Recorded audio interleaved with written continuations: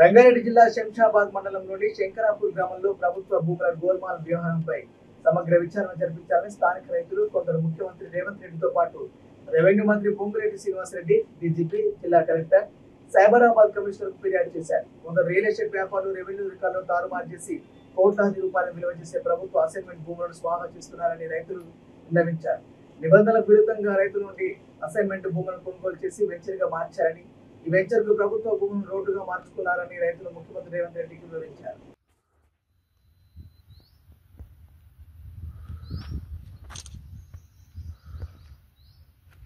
ఎక్కడ side disturb చేస్తారు bro? Back side గడ్డ అది ఉంది కదా.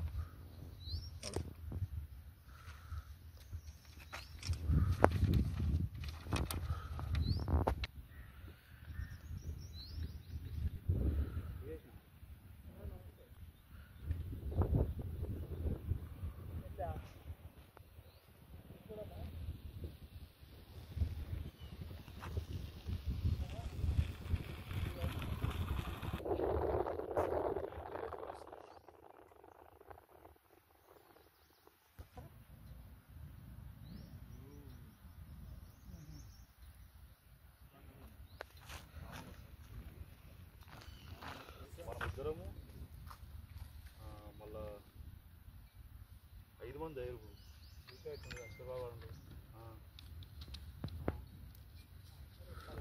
ఎక్కించుకోకపోతున్నాము ఎక్కించుకునే